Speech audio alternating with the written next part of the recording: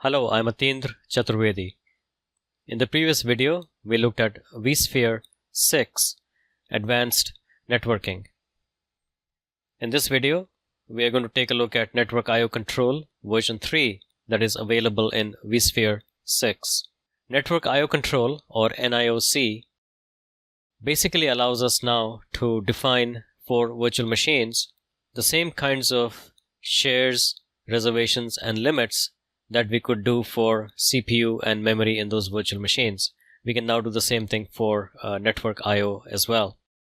So essentially what we are able to do in network I/O control is to create what I look at almost as lanes or defined reserved bandwidth through which one can channel I/O from virtual machines. We can define our own resource pools, essentially network resource pools.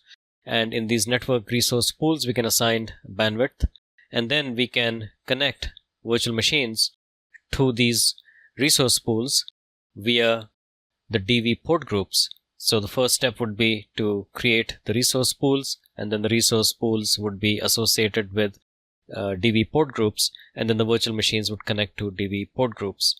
And basically, when there is contention, that's when the individual limits, shares, reservations, capabilities that have been defined for those virtual machines would actually kick in. So a nice clean way of managing the throughput of networking I/O through the distributed switch.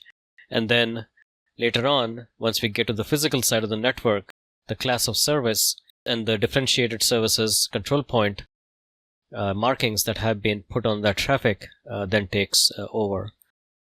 We are going to now configure the network I/O control version 3 in the vSphere distributed switch. So we are now at the vSphere web client. I have created a distributed switch, and it has two port groups. One is called D port group gold, and the second port group is called D port group silver. In my DV uplink group, I have 4 uplinks but only 3 NICs. So uplink 1 has VMNIC 2, uplink 2 has that, nothing in uplink 3, and I have 1 NIC adapter VMNIC 5 that's in uplink 4. So I have a total of 3 multiplied by 1 gigabit NICs, so a total throughput available of 3 gigabits per second. Now, having created that, let's look at the resource allocation tab where all the action for network I/O control version 3 actually happens. So here we are. We have a system traffic display on the right hand side here. It says that network I/O control is enabled. It's a version 3 because it's a vSphere distributed switch version 6, and then it has 3 network adapters, and each of them has a minimum link speed of 1 gigabit per second. Out of the total bandwidth that's available through one of those physical adapters, 75% of it is allowed to be distributed. So the maximum allowed reservation is 75 megabits per second, and right now, as you can see, we have not configured any reservation.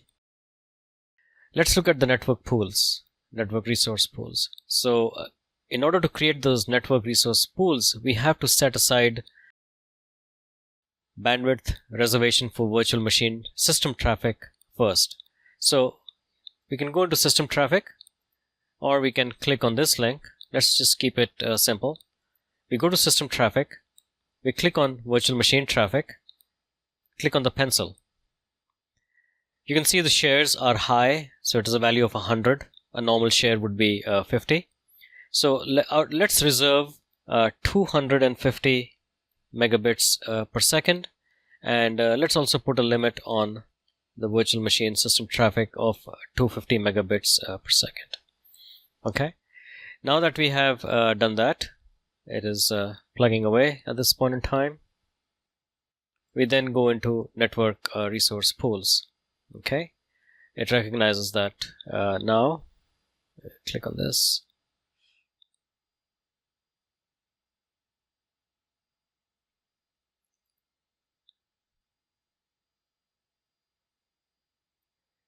So we look at system traffic. Virtual machine traffic shares value is still high, 100, but we have now reserved 250 megabits per second, and that shows up as the blue line, which is the configured reservation so far, configured reservation of 250 megabits per second, out of the total reservation possible of 75%, which in this case is 75 megabits per second. 25% always has to remain free by the rules of the game. We have bandwidth available up here. So let's go to our network resource pools and create a resource pool. And we call it network resource pool gold. And we give a reservation quota of this to say, let's make it 300 megabits per second. And let's click on that again. And we'll call this silver, and we will give it a max quota. You can see the max quota came down by 300 from the 750 that we'd allocated earlier. We give that 100 megabits per second, and the first resource pool has been created, and we have to update this. It keeps going back to the main D switch, but that's okay. These are the two resource pools that we have configured. The reservations are 300 megabits and 100 megabits. When I click on this, we see that there are no virtual machines obviously connected to this resource pool. Now, virtual machines are not connected to resource pools. Virtual machines are actually connected to distributed port groups, and that's what we're going to do. But before we do that, we are going to associate the network resource pool silver with the distributed port group silver, and we right click on this, edit settings, and we are going to, instead of network resource pool default, we will connect this to network resource pool silver, and we click OK. We do the same thing for distributed gold, except we will connect it to the new resource pool that we've created of reservation of 300 megabits per second. And we are going to connect that to that resource pool. Okay, so those resource pools have been connected. And now what we need to do, we still obviously don't have any virtual machines, so we will now connect some virtual machines to this. So I go into my virtual machines. I will take this big virtual machine that's really important. That's my NetFlow collector. And I will go to the network adapter and change its network adapter. I will now select the port group gold for this, and I will click OK. I will go to the Ubuntu One, edit settings on that, and I'll do the same thing here as well. I will accept that I will connect it to distributed port group silver, and I will do the same thing for the other remaining Ubuntu machine. This will be connected to silver as well, and I click OK. And we'll head back to the networking.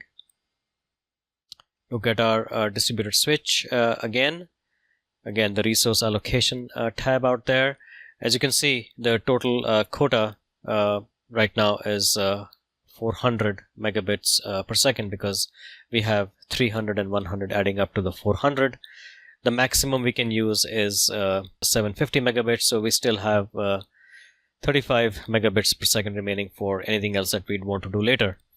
But now when we click on Network Resource Pool Gold, we see that the virtual machine is connected to it via the distributed port group Gold. And when we click on this, we see that there are virtual machines. Here we go, connected to it. Those two Ubuntu machines. Each of them have a share value of 50-50 and so on. Now, what we can do is we can actually go to these virtual machines and then define the shares if we want to. And we can show that here. I go into Virtual Machines tab. I will look at the first Ubuntu and I will edit settings on that. I will click on the twisty for this, and you will see that I can set normal shares, which would be 50 to this. normal, high, and custom, right? So high would be 100, low would be 25, and this works in exactly the same way. You add up all the shares, and then that's a divisor, and then each individual share on top of that tells you how much under contention that portion of that resource will be taken, just the same way as it works with memory and with CPU. I have not reserved anything, and I am not giving it any higher limit. It will be constrained essentially by the resource pool. We leave this as normal, and we cancel out of that. Back to that tab again, we look at distributed switch. We look at the reservation quota of 100, so that has been reserved. And then beyond that, it'll obviously, we will edit this. So your reservation quota max is 100 megabits, and that's what it'll basically use. We still have a unused quota of 350 megabits for expansion of traffic as required. Okay, and out of the reason this is 3 gigabits per second is because I have 3 adapters, each of 1 gigabit per second. But of course, the maximum bandwidth that can be utilized by one flow, because the actual session between source and destination IP can only happen through one of those NICs. Really, we are limited to the 1 gigabit per second, although the overall bandwidth is 3 times that much. But for each individual flow, it is the value of the bandwidth of the NIC adapter, which is 1 gigabit.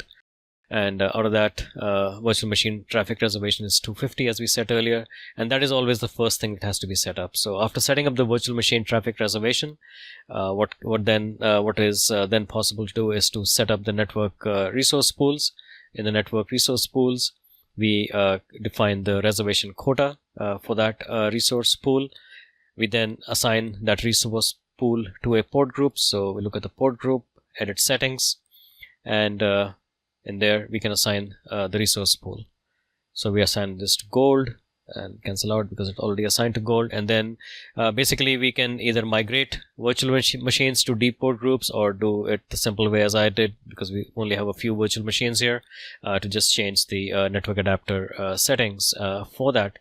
So that's basically it for Network IO Control version 3. It is quite easy to configure. Unlike in the version 2 of Network IO Control, where there was a kind of a combination of class of service, Network IO Control, it's been separated out now. So it's rather nice, because now your traffic marking and filtering is done in a separate way. It's really meant for the physical network. So it's been a nice separation of what's required for the physical network in the traffic marking and filtering. And in Network IO Control, you are able to control the IO very, very granularly, both for virtual machine traffic as well for system traffic. So obviously, you can give an NFS traffic higher shares. You can maybe give vMotion traffic lower shares. That's the way you want to do it. And FT obviously should probably get at least the normal, if not the higher value of the shares. So you have the ability to manipulate this very, very easily by simply clicking on the traffic type and then the pencil to edit the resource settings for that traffic. Just another quick look. We have vSphere replication traffic, data protection backup traffic, also now as part of the predefined traffic types that are already configured in the resource allocation tab for Network IO Control version 3 for the vSphere 6 distributed switch. So with that, we've covered the what and whys of Network IO Control, as well as configuring Network IO Control version 3 in the vSphere 6 distributed switch. In the next video, we will look at in depth ESXi 6 command line interface for networking. It should be an enjoyable video, and I look forward to seeing you there.